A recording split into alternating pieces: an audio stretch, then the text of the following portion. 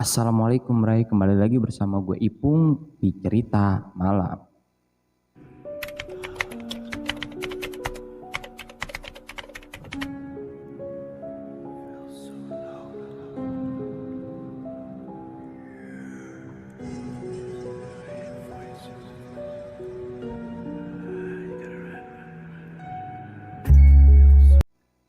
Kali ini Cerita Malam akan membahas sebuah bangunan yang angker di negara Inggris.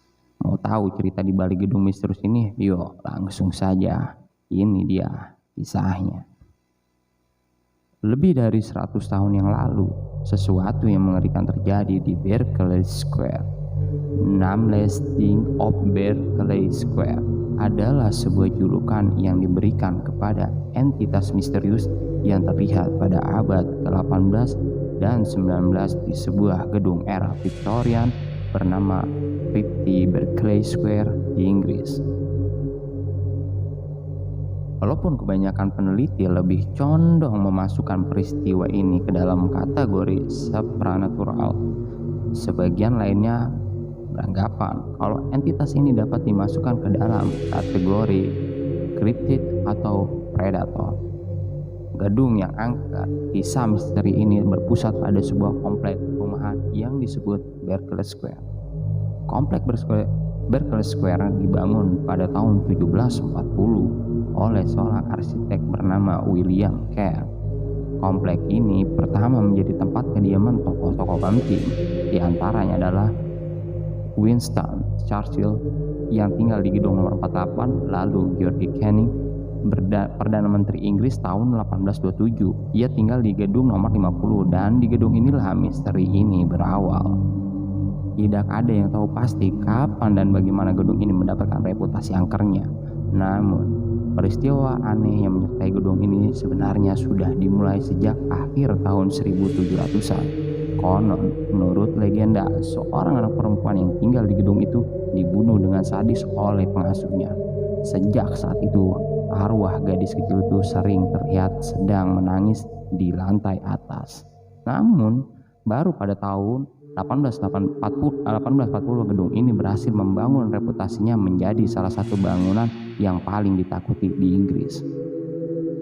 Horor di lantai 2. Pada tahun itu, si Robert Warboys yang baru berusia 20 tahun mendengar rumor mengenai gedung angker itu. Dibesarkan sebagai seorang terpelajar, Warboys menganggap rendah rumor itu dan memandangnya hanya sebagai sebuah urban legend. Rekan Warboys yang tidak setuju dengan pandangan itu segera menantangnya untuk bermalam di lantai 2 gedung itu. Dengan angkuh, ia menerima tantangan itu. Setelah berhasil meyakinkan sang penjaga gedung, Warboys diberikan sebuah kamar di lantai 2, persis di atas kamar sang penjaga. Di kemudian hari, kamar itu akan disebut sebagai salah satu kamar yang paling angker di Inggris. Lalu, Warboys naik ke kamar atas, tidur berbekal sebuah pistol dan sebatang lilin. 45 menit kemudian, sang penjaga terbangun dari tidurnya. Ia mendengar suara ribut di kamar atas, kamar yang didiami Warboys. Beberapa detik kemudian, suara tembakan terdengar dengan tergesa-gesa. Ia segera beranjak dan berlari menuju ke atas. Sesampai di pintu kamar, ia segera mendobraknya dengan paksa. Apa yang dilihatnya tidak akan pernah dilupakan seumur hidup. Kondisi di dalam kamar itu hampir tidak berubah, namun di sudut kamar yang remang-remang, si Robert Warboys terbujur kaku sambil memegang erat pistolnya yang masih mengeluarkan asap. Ia sudah tidak bernyawa lagi.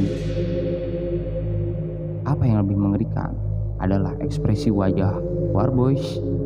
Giginya mengatuk dengan rapat dan kedua matanya melotot seakan-akan hendak meloncat keluar dari tengkoraknya. Sepertinya ia telah melihat sesuatu yang mengerikan yang telah membunuhnya seketika. Tidak ada petunjuk mengenai apa yang telah menyebabkan Warboys tewas dengan tragis. Sang penjaga hanya menemukan sebuah lubang di dinding akibat peluru yang ditembak dari pistolnya. Apa yang telah ditembaknya? yang pasti sesuatu yang mengerikan. Beberapa puluh tahun kemudian, sesuatu itu muncul kembali. Kali ini, ia terlihat oleh saksi yang hidup. Pengalaman dua pelaut pada tahun 1887. Dua pelaut dari kapal HMS Penelope di Portsmouth bernama Robert Martin dan Edward Blunden yang baru saja menghabiskan uang untuk mabuk-mabukan masuk ke komplek Berkeley Square dan memutuskan untuk masuk ke salah satu gedung yang ada di situ untuk mencari tempat beristirahat. Kebetulan mereka memilih gedung nomor 50. Saat itu 50 Berkeley Street sudah tidak berpenghuni dan dalam keadaan kosong. Kemudian mereka berhasil menemukan jalan masuk ke basement dan mendobrak masuk ke dalamnya. Karena menemukan kondisi lantai yang lembab, keduanya naik ke atas lalu tidur di kamar yang sama dengan kamar yang ditempati Warboys. Ketika memasuki kamar itu, Blunden yang sepertinya lebih tidak mabuk dibandingkan Martin segera menyadari kalau suasana di kamar itu membuatnya gelisah. Ia mengatakan kalau ia merasakan kehadiran sesuatu, namun Martin segera menenangkannya dengan membuka jendela kamar untuk membiarkan angin malam berhembus masuk. Sekitar 1 jam kemudian, sekitar tengah malam, Blunden terbangun karena mendengar suara pintu kamar berderi. Sambil menggosokkan matanya, ia melihat pintu kamar telah terbuka. Blunden yang heran kemudian memeriksa sekelilingnya. Tiba-tiba ia melihat sesuatu. Dalam kondisi remang-remang, Blunden melihat sesosok aneh berwarna abu-abu merayap dengan lambat di lantai kayu. Seiring dengan gerakan makhluk itu, Blunden bisa mendengar suara gesekan dengan lantai kamar yang membuatnya bergidik. Dengan dicengkram oleh ketakutan yang amat sangat, Blunden membangunkan Martin. Martin yang terbangun segera menyadari apa yang sedang terjadi di kamar itu. Keduanya lalu melompat dari tempat tidur. Makhluk itu terlihat berdiri dengan aneh di hadapan mereka. Di belakangnya terdapat pintu kamar yang menjadi satu-satunya harapan mereka untuk melarikan diri. Dan Blunden yang gemetar melirik ke arah senapannya yang tergeletak dekat jendela. Ketika ia mencoba meraihnya, tiba-tiba makhluk itu melompat dan mendarat di leher Blunden. Blunden panik. Ia mulai berteriak dan bergumul dengan makhluk itu. Melihat kesempatan itu, Martin dengan cepat berlari keluar kamar, menuruni tangga keluar dari gedung dan segera berteriak mencari pertolongan. Tidak berapa lama kemudian, ia berjumpa dengan seorang polisi yang sedang berpatroli. Ketika mereka kembali ke gedung itu, mereka menemukan kamar dalam keadaan kosong. Blunden tidak ada di situ. Lalu, mereka mulai mencari ke seluruh gedung. Ketika sampai di basement, mereka menemukan Blunden. Namun, ia sudah tidak bernyawa dengan kondisi tubuh terpotong-potong. Sama seperti ekspresi kematian si Robert Warboys, wajah Blunden menunjukkan ekspresi ketakutan yang sangat amat. Dalam versi lain, diceritakan kalau Blunden tidak tewas di basement, melainkan tewas karena jatuh dari jendela akibat ketakutan. Walaupun ada versi-versi yang berbeda, yang pasti semua sepakat kalau ada sesuatu yang mengerikan mendiami gedung 50 Berkeley Square. Pengalaman Thomas Littleton. Kisah penampakan yang dialami oleh Martin mungkin akan dianggap sebagai cerita bohong, pelaut yang sedang mabuk. Namun, penampakan makhluk ini ternyata juga dialami oleh tokoh masyarakat yang sepertinya tidak punya alasan untuk berbohong. Salah satunya adalah anggota parlemen bernama Thomas Littleton yang pernah tinggal di gedung yang sama untuk beberapa waktu. Pada suatu malam, ketika hendak tidur, Littleton melihat sesuatu seperti makhluk hidup di kamarnya. Ia segera mengambil senapannya dan menembak. Ia yakin kalau makhluk itu tertembak karena ia melihatnya jatuh. namun ia tidak bisa menemukan jejak atau bangkainya. Makhluk apakah itu?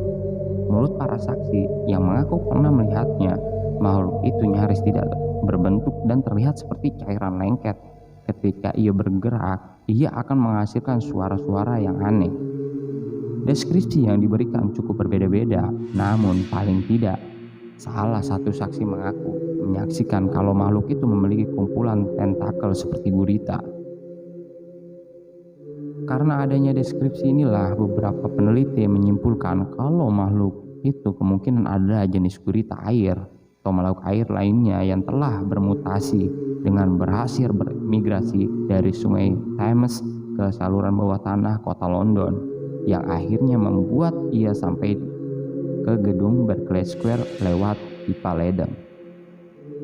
Makhluk ini mungkin sedang mengincar kumpulan tikus yang tinggal di gedung itu ketika tanpa sengaja menemukan para pelaut-pelaut mabuk itu. Namun, tidak ada penjelasan yang memuaskan mengenai rentang waktu penampakan yang cukup panjang. Jika makhluk itu memang seekor makhluk air yang bermutasi, sepertinya cukup mustahil karena penampakan yang mencapai hingga 200 tahun.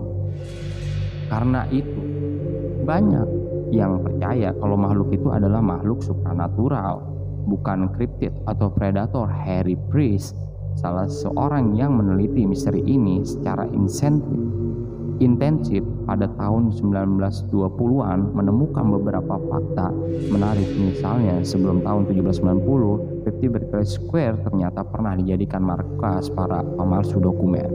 Priest berspekulasi kalau kisah angker gedung itu mungkin telah dihembuskan oleh para pemalsu tersebut untuk menutupi aktivitas ilegal mereka. Namun, sementara Priest meneliti lebih dalam, ia menemukan banyak kesaksian dan dokumentasi yang menceritakan kisah perjumpaan dengan Nameless Being.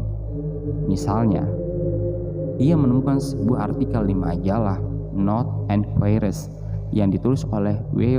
Howlett yang terbit tahun 1870. Di situ tertulis, peristiwa Berkeley Square masih misterius. Kisah gedung berhantu di Mayfair itu bisa disimpulkan dengan beberapa kata. Gedung itu memiliki paling tidak satu kamar dengan atmosfer supranatural yang memiliki efek buruk terhadap tubuh dan pikiran. Seorang gadis pernah melihat dan mendengar horor itu dan menjadi gila karenanya. Ia tidak pernah sembuh untuk bisa menceritakan apa yang telah dilihatnya. Melihat dokumentasi yang cukup banyak, Priest hanya bisa mengambil kesimpulan kalau memang aktivitas poltergeist yang jahat aktif di gedung nomor 50 pada tahun 1800-an, namun ia percaya kalau aktivis itu telah lenyap sekarang.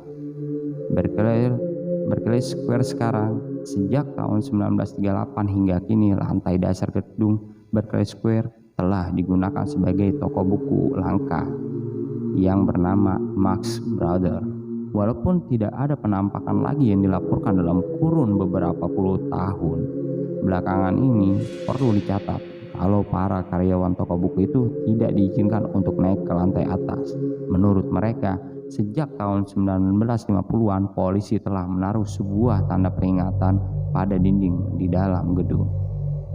Peringatan itu menyebutkan kalau lantai atas gedung itu tidak boleh digunakan, bahkan untuk gudang sekalipun. Tidak ada satu orang pun yang mengetahui alasan pastinya, tetapi paling tidak mereka bisa menduga. Oke bray, itu tadi kisah gedung yang misterius, dan banyak opini berkembang di antara kesaksian-kesaksian yang kebetulan menyaksikan penampakan makhluk misterius menyeramkan ini. Oke bye, bagaimana menurut kalian? Nah, sampai sini dulu cerita malam kali ini. Apabila mempunyai kisah mistis dan ingin ditayangkan di cerita malam, bisa kirim email kami, ada di kolom deskripsi. Dan sebelum itu, kami berharap pada kalian semua bisa mensupport channel ini dengan cara like dan subscribe. Dan jangan lupa bunyikan notifikasi lonceng agar tidak ketinggalan video-video lainnya. Saya Ipung, selamat malam.